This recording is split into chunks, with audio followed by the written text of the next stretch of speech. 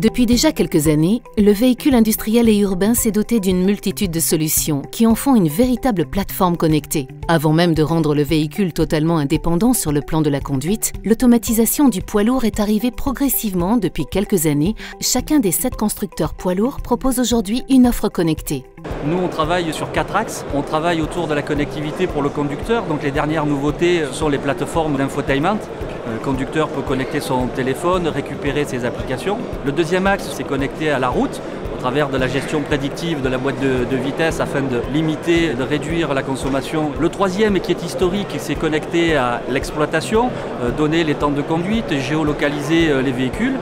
Et puis le quatrième qui permet à nos ateliers, pendant que le conducteur roule, de pouvoir faire des diagnostics à distance et enfin de limiter les immobilisations imprévues et de contacter les clients pour entretenir le véhicule juste quand c'est nécessaire.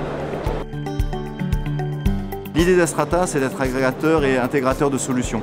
Ça veut dire qu'on est ouvert, notre dynamique c'est une Open Telematic Platform, ça veut dire qu'on va travailler avec tous les acteurs du marché, essayer de regrouper tout ça dans nos écrans, mais aussi au niveau de l'exploitation, pour avoir un seul portail qui puisse donner l'information nécessaire aux transporteurs. On va travailler sur l'analyse des données, le Big Data, pour créer les rapports qui sont ajustés et configurés par rapport à la demande de nos transporteurs, de nos clients. Les semi-remorques ne sont pas en reste, bien que le marché soit peu connecté en France. La solution que Michelin Solutions met en œuvre, elle s'appelle EFI-Trailer. C'est une solution où on connecte la semi-remorque, mais on accompagne le transporteur dans ses défis de tous les jours. La semi-connectée, c'est un boîtier télématique dédié à la semi-remorque qui va donner un point GPS, donc une localisation, qui va aussi connecter des capteurs de pression pneumatique, des capteurs de porte, des capteurs de frigo, et donc donner beaucoup d'informations au transporteur pour une meilleure gestion de son parc de semi-remorque.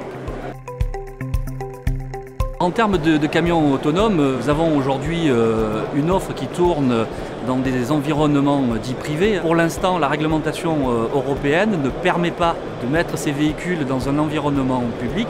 Lorsque la réglementation évoluera, Volvo déclinera son offre qui tourne dans des mines ou dans des champs au Brésil sur la route. Avant d'arriver à la mise en circulation du camion autonome sans conducteur sur nos routes, les transporteurs doivent s'adapter à des véhicules de plus en plus connectés, communicants.